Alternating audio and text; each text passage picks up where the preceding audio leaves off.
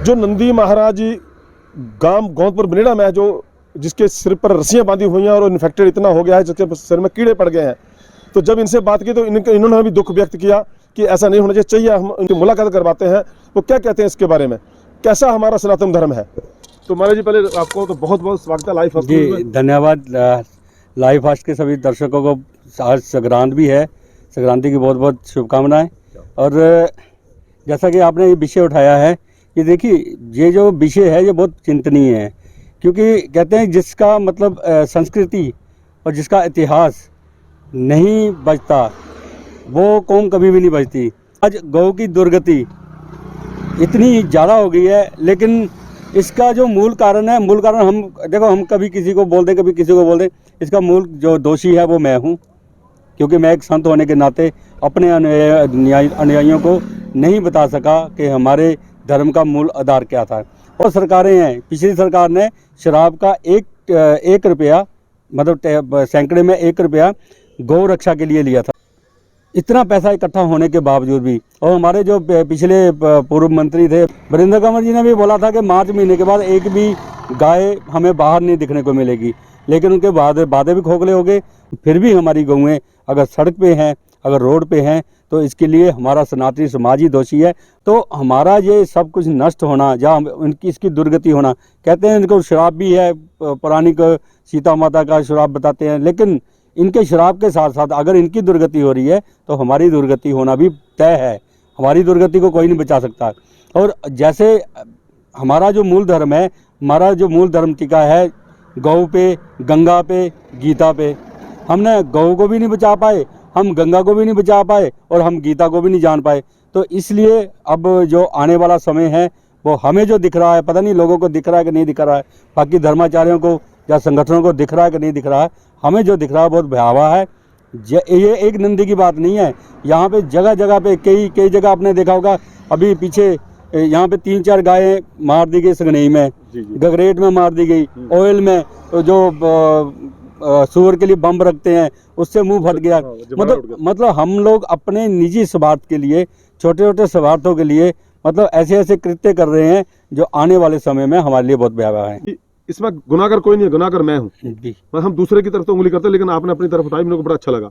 मेरा एक सवाल फिर वही है कि हमने पशुधन छोड़ दिया सड़कों पे, बैल भी छोड़ दिए, परंतु अब अत्याचार शुरू कर दिए। इस पर आप क्या मैसेज देना चाहिए? ये इसमें तो ये मैसेज है कि देखो, अत्याचार तो अवश्य होंगे जब तक हम लोग अपने मूल आधार पे नहीं लौटेंगे। पहले देखिए हम लोग क्या करते थे, गाय होती थी, गाय के गोबर के उपले होते थे, उसी के घी से हम लोग दीपक जलाते थे, अग्नि जलाते थे, तो उसके से कई टन हमारा ऑक्सीजन साफ होती थी। और जो उसका बैल थे, बछड़े थे, उससे हम लोग हल चलाते थे तो हमारे अर्थ के काम आता था। लेकिन जब से हमने अपने स्वार्थ के, अपने अकर्मण्यता के कारण ये सब चीज़ें छोड़ी हैं, उसके कारण ही हमारा ये जितना भी सिस्टम हो रहा है। लेकिन जितने भी हैं वो फिर भी ऐसे, जैसे जिस बैल के लिए आप बोल रहे हैं, वो पिछले 1 महीने से वो बेचारा तड़प रहा है। तो है भी भारी है, जैसे हमने देखा कि वो भारी है और किसी के पकड़ में भी नहीं आ रहा है। तो उसको एक बेहोशी का इंजेक्शन लगा के, जितने भी हमारे यहाँ पे कम्युनिटी जो संगठन है, जो सामाजिक संगठन है, मैं उनसे निवेदन करूंगा, अगर हमारी सत्ताएं फेल हो गई हैं, प्रशासन फेल हो गया है, तो कृपया करके आप फेल मत होएं। इतने बड़े भंडारे, इतने बड़े जागरण करवा रहे हैं ना, वो जागरण बंद करके आप लोग इनके साथ कम्युनिकेशन करके इनको क्या सामान चाहिए वो पैसा वहाँ पे लगाएं। हमारे जो आस्था है ना, हमारी आस्था में एक पखंड आ गया है कि हम लोग पत्थर को तो पूज रहे हैं, लेकिन जो हमारे जीवित नंदी हैं उनकी हम दुर्गति कर रहे हैं। अगर मेरे खेत में पड़ गया और थोड़ा सा उसने मेरा घास या मेरी फसल खा ली, तो हम उसको तो डाटी से, कुल्हाड़ी से, कई जगह हमने देखा कुल्हाड़ी मार के काटा हुआ है, पूंछे काट दी गई, अपने कुत्ते छोड़ दिए गए। तो ये मतलब ये हिंदू अगर इस पखंड से नहीं निकलेगा, मैं फिर वही बात दोहराता चाहता हूँ कि हिंदू अगर इस पखंड से नहीं निकलेगा तो माँ और महादेव भी किसी की रक्षा नहीं करने वाले हैं। और इसका जो मूल है वो आपने यहाँ पे अभी उत्तराखंड में जो त्रासदी आई है वो आपने देख ली है। हम लोग तुर्की की तो बात कर रहे हैं, लेकिन अभी जो हमारे यहाँ पे आने वाली है और हमारे यहाँ पे भी आने वाली है, वो आपके सामने आने वाली है। तो कहते हैं कि माँ और महादेव मतलब देवी भागवत अगर पढ़ें आप, या गीता पढ़ें आप, या शिव पुराण पढ़े, उसमें भी सब में हमारी धार्मिक किताबों में लिखा हुआ है कि माँ और महादेव कहते हैं कि जब भी मैं किसी का विनाश चाहता हूँ, किसी पे रुष्ट होता हूँ, तो मैं उसका विनाश कर देता हूँ। तो विनाश करने से पहले उसकी मैं बुद्धि भ्रष्ट कर देता हूँ। तो ये आज हमारे हिंदुओं का लगता है कि माँ और महादेव क्या चाहते हैं वो तो माँ और महादेव ही जाने, लेकिन बुद्धि भ्रष्ट हमेशा अवश्य हुई है।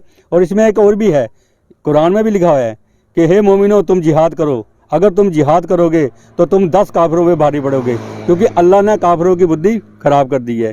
तो बुद्धि खराब हुई है, इसी कारण से ये सारी चीज़ें हो रही हैं। पशुओं पे क्रूरता क्या मतलब, किसी भी क्रूरता ना करें। अपने धर्म को बचाने के लिए, अगर अपने निजी स्वार्थ के लिए जो भी किया गया कार्य है वो अधर्म कहलाता है, और जो पूरे समाज को सुरक्षित करे, पूरे वातावरण को सुरक्षित करे, वो कार्य किया हुआ कार्य हमेशा धर्म कहलाता है। तो उस पे लौटें वो। तो महाराज जी आपने हमारे साथ समय दिया और आपका हमने समय लिया, तो आपने अपने जो मेरे विचार लिए उसके लिए आपका बहुत बहुत धन्यवाद। हो सकता है कि हमारे जो सनातनी हैं हमारे इस विचार को समझें, आपकी इस मेहनत को समझें, और वापस ये जो कृत्य हैं ऐसे ना करें, और जो ऐसे हमारे बीमार नंदी हैं, गाय हैं या और चीज़ें हैं, उनकी सुरक्षा करें। बस इतना ही है, बाकी धन्यवाद। हर हर महादेव, हर हर महादेव, हर हर महादेव। तो ये थे हमारे जति सत्येंद्र सरस्वती जी, जिन्होंने काफ़ी हद तक हमारे सवालों का जवाब। कहाँ तक भोले बाबा नाराज होंगे। उन्होंने ये भी कहा कि हम मंदिरों में जाकर तो नंदी को पूजते हैं, लेकिन जो नंदी हमारे साक्षात हमारे आसपास घूम रहे हैं उनको तो हम मार पीट रहे हैं।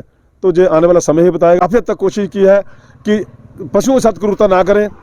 अगर आप नहीं खाते, आपका कोई फसल खा गए, महाराज ने भी कहा, तो उनके साथ ऐसा ना करें, उनको मारे ना, उनको काटे ना, उनको रस्सियों से ना बांधे।